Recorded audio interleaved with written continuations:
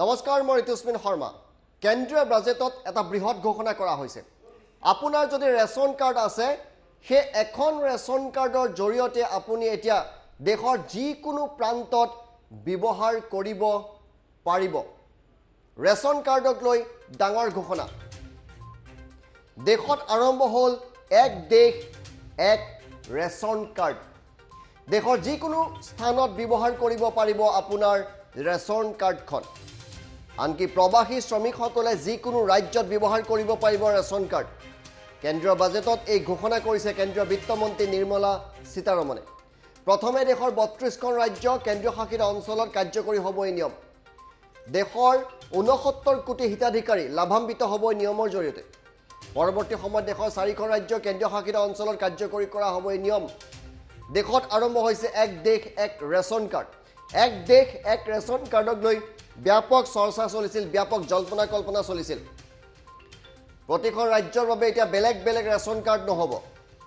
আপুনি যদি অসমৰ ৰেচন কাৰ্ড আছে আপুনি বিহাৰত গৈ সেইখন ৰেচন কাৰ্ড এতিয়া ব্যৱহাৰ কৰিব পাৰিব বিশেষকৈ প্ৰব্ৰজিত শ্ৰমিকসকলৰ বাবে ইয়াতকৈ ভাল খবৰ কি হ'ব পাৰে আজি কেন্দ্ৰীয় বাজেটত নিৰ্মলা সীতাৰমণে এই কথা ব্যক্ত কৰিছে আমি এই বিষয়ে আৰু অধিক আপোনালোকক জনাম কিন্তু তাৰ আগতে মন্ত্ৰীগৰাকী মন্তব্য শুনাই লৈছো Migrant workers and laborers, we have launched the One Nation, One Ration Card scheme through which beneficiaries can claim their rations anywhere in the country. Migrant workers in particular benefit from the scheme. Those staying away from their families can partially claim their ration where they are stationed, while their family in their native places can claim the rest. I am happy to inform you that One Nation, One Ration Card plan is under implementation by 32 states and union territories, reaching about 69 crore beneficiaries. That's a total of 86% beneficiaries covered. The remaining 4 states and UTs will be integrated in the next few months. To further extend our efforts towards the unorganized labor force, migrant workers in particular, workers and laborers, we have launched the One Nation, One Ration Card scheme through which beneficiaries can claim their rations anywhere in the country. Migrant workers in particular benefit from the scheme. Those staying away from their families can partially claim their ration where they are stationed, while their family in their আৰু এই ব্যৱস্থাৰ জৰিয়তে অসমৰ যিসকল লোকৰ ration card আছে তেওঁলোক কিভাৱে লাভান্বিত হ'ব সৌৰভ ঠাকুৰীয়াৰ সৈতে সংযোগ স্থাপন কৰিছো এই মুহূৰ্তত নিশ্চয়কৈ যি এক দেশ এক ৰেচন কাৰ্ডৰ যি আঁচনি ইতিমধ্যে আৰম্ভ কৰা বুলি ঘোষণা কৰিছে এই আঁচনিৰ জৰিয়তে আপোনাৰ যিখন ৰেচন কাৰ্ড আছে সেই ৰেচন কাৰ্ডৰ জৰিয়তে আপুনি যদি অসমৰ তেতিয়াহ'লে আপুনি বিহাৰ কেৰালা উত্তৰ প্ৰদেশ য'তেই নাযাওক কিয় তাতে আপোনালোকৰ ৰেচন কাৰ্ডখন ব্যৱহাৰ কৰিব পাৰিব আৰু এই কথা প্ৰথমে ঘোষণা কৰা হৈছিল যেতিয়া লকডাউন আৰম্ভ হৈছিল প্ৰব্ৰজিত শ্ৰমিকসকলে কষ্ট অনুভৱ কৰিছিল বা প্ৰব্ৰজিত শ্ৰমিকসকলৰ যথেষ্ট কষ্ট হৈছিল সেই সময়তে এনেধৰণৰ কেন্দ্ৰীয় চৰকাৰে চিন্তা চৰ্চা কৰা বুলি ঘোষণা কৰিছিল আৰু আজি কেন্দ্ৰীয় বাজেটত এই ঘোষণা কৰিলে কেন্দ্ৰীয় বিত্তমন্ত্ৰীগৰাকীয়ে আৰু তেওঁ কৈছে যে আপোনাৰ যিখন ৰেচন কাৰ্ড আছে এই ৰেচন কাৰ্ডখন আপুনি দেশৰ যিকোনো স্থানতে আপুনি ব্যৱহাৰ কৰিব পাৰিব ধন্যবাদ জনাইছো কিন্তু এই মুহূৰ্তত আমি জনাইছো যে এই ঘোষণাৰ পিছত এতিয়া প্ৰায় ৭০ কোটি প্ৰায় ৬৯ কোটি লোক লাভান্বিত হ'ব ইয়াৰ পৰা দেশত আৰম্ভ হৈ গৈছে এই নতুন ব্যৱস্থা প্ৰবাসী শ্ৰমিকসকল যিকোনো ৰাজ্যত আপুনি অসমৰ হ'লে আপুনি বিহাৰ উত্তৰ প্ৰদেশ পশ্চিম বংগ সকলোতে আপোনাৰ ৰেচন কাৰ্ডখন ব্যৱহাৰ কৰিব পাৰিব বা আপুনি যদি ৰাজস্থানৰ বাসিন্দা হাৰিয়ানাৰ বাসিন্দা আৰু আপুনি যদি অসমলৈ আহিছে অসমতো সেইখন ৰেচন কাৰ্ড ব্যৱহাৰ কৰিব পাৰিব এতিয়া প্ৰতিখন ৰাজ্যত বেলেগ বেলেগ ৰেচন কাৰ্ড নাথাকিব আপোনাৰ ৰেচন কাৰ্ড আছেনে যদি নাই তেন্তে শীঘ্ৰেই ৰেচন কাৰ্ড বনাই লওক আৰু ৰেচন কাৰ্ডক লৈ ইতিমধ্যে অসমৰ ক্ষেত্ৰতো বিশেষ ঘোষণা কৰা হৈছে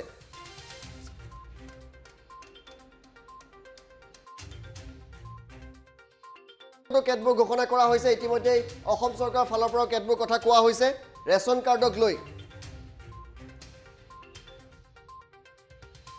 কিন্তু এই মুহূৰ্তত আমি এটা ভাল খবৰ দিছোঁ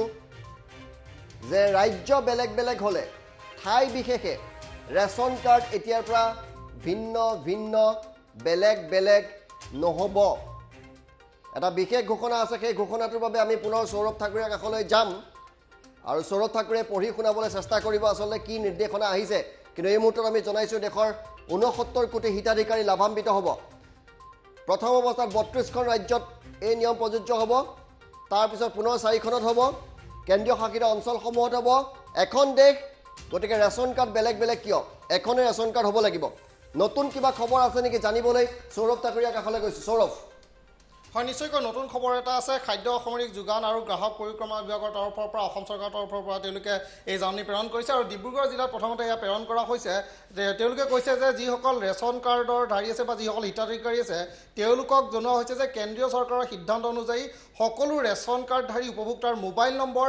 বেংক একাউণ্টৰ নম্বৰ খাদ্য অসামৰিক যোগান আৰু গ্ৰাহক পৰিক্ৰমা বিভাগৰ দ্বাৰা নিয়ন্ত্ৰিত তথ্যকোষত সেই তথ্যসমূহ অন্তৰ্ভুক্ত কৰাটো বাধ্যতামূলক আৰু ইয়াৰ উপৰি পৰিয়ালৰ মুৰব্বী তথা সকলো সদস্যৰ আধাৰ নম্বৰ সংলগ্ন কৰাটো বাধ্যতামূলক বুলি ইতিমধ্যে জাননী প্ৰেৰণ কৰা হৈছে আৰু ইতিমধ্যে এই সম্পৰ্কে বহুবাৰ জাননী দিয়া হৈছে তথা উপভোক্তাসকলৰ পৰা তথ্য সংগ্ৰহৰ বাবে এখন প্ৰপত্ৰ সুলভ মূল্যৰ দোকানীসকলৰ জৰিয়তে যোগান ধৰা হৈছিল কিছুসংখ্যক ৰেচন কাৰ্ডধাৰী ব্যক্তিয়ে এই প্ৰপত্ৰ পূৰণ কৰি এতিয়াও জমা দিয়া নাই আৰু তাৰ বাবেই শেষ সময়সীমা ঘোষণা কৰা হৈছে আৰু 6 তাৰিখ ফেব্ৰুৱাৰী 6 তাৰিখলৈকে শেষ সময়সীমা দি থৈ দিয়া হৈছে আৰু 6 তাৰিখৰ ভিতৰত আপোনালোকে আপোনালোকৰ বেংকৰ নাম্বাৰ বেংকৰ একাউণ্ট নাম্বাৰ মোবাইল নাম্বাৰ লগতে আধাৰ কাৰ্ড আপোনাৰ ৰেচন কাৰ্ডৰ সৈতে সংলগ্ন কৰিব লাগিব আৰু তাৰ পাছতহে আপোনালোকে এই সমূহ সুবিধা গ্ৰহণ কৰিব পাৰিব হয় এই মুহূৰ্তত আমাক যিখিনি খবৰ সৌৰভ ঠাকুৰে জনাইছে মই সৌৰভ ঠাকুৰে অনুৰোধ কৰিম যে আমাৰ দৰ্শকসকলে বুজাকৈ তেওঁলোকে কি কি লিখিছে এবাৰ আপুনি লাহেকৈ পঢ়ি শুনাব নেকি নিশ্চয়কৈ ইয়াত তেওঁলোকে লিখিছে যে ইয়াৰ দ্বাৰা ৰাষ্ট্ৰীয় খাদ্য সুৰক্ষা আইন 2013ৰ অধীনত ৰেচন কাৰ্ডধাৰী সকলো ব্যক্তিকে জনোৱা যায় যে কেন্দ্ৰীয় চৰকাৰৰ সিদ্ধান্ত অনুযায়ী সকলো ৰেচন কাৰ্ডধাৰী উপভোক্তাৰ মোবাইল নম্বৰ বেংক একাউণ্টৰ নম্বৰ খাদ্য অসামৰিক যোগান আৰু গ্ৰাহক পৰিক্ৰমা বিভাগৰ দ্বাৰা নিয়ন্ত্ৰিত তথ্যকোষত অন্তৰ্ভুক্ত কৰাটো বাধ্যতামূলক আৰু ইয়াৰ উপৰি পৰিয়ালৰ মুৰব্বী তথা সকলো সদস্যৰ আধাৰ নম্বৰ সংলগ্ন কৰাটো বাধ্যতামূলক আৰু ইয়াৰ উপৰি পৰিয়ালৰ মুৰব্বীসকলৰ আধাৰ নম্বৰ দিয়াৰ লগতে ইতিমধ্যে এই সম্পৰ্কে বহুবাৰ জাননী দিয়া হৈছে উপভোক্তাসকলক কিন্তু তেওঁলোকে এখন প্ৰপত্ৰ আছে এই প্ৰপত্ৰখন পূৰণ কৰা নাই বুলি ইয়াত তেওঁলোকে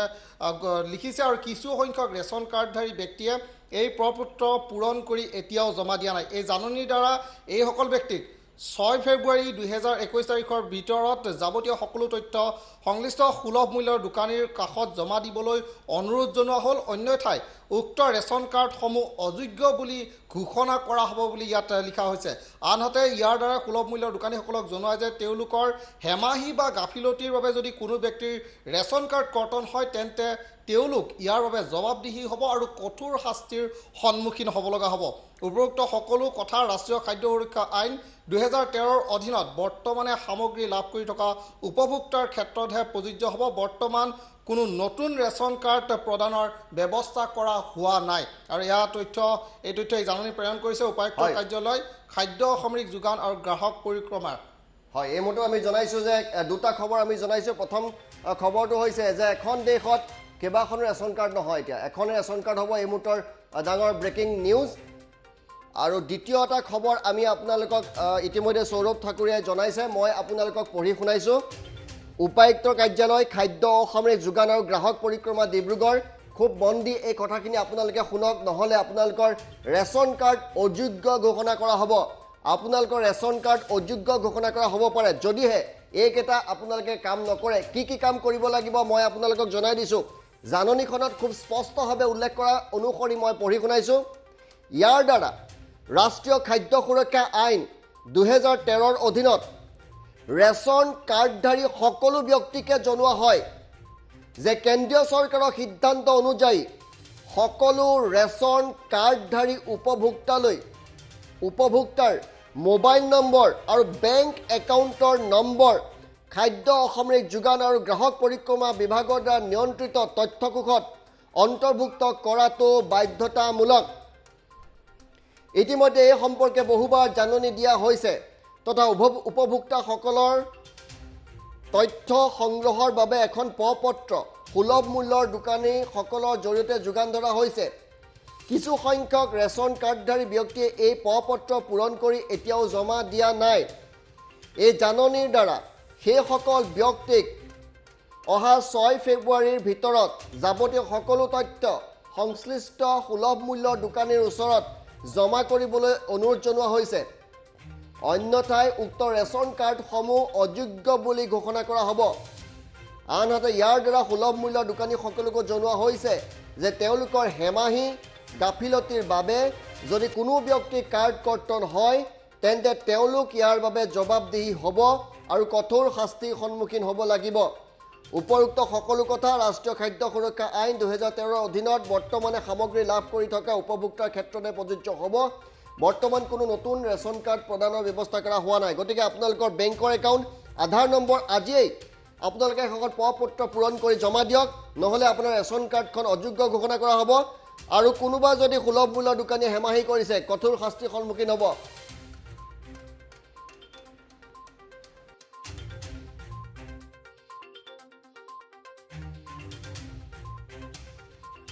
We have launched the One Nation,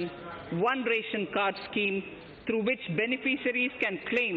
their rations anywhere in the country. Migrant workers in particular benefit from the scheme. Those staying away from their families can partially claim their ration where they are stationed, while their family in their native places can claim the rest. I'm happy to inform you that One Nation, One Ration Card plan is under implementation by 32 states and union territories, reaching about 69 crore beneficiaries. That's a total of 86% beneficiaries covered. The remaining 4 states and UTs will be integrated in the next few months. To further extend our efforts towards the unorganized labor force, migrant workers in particular,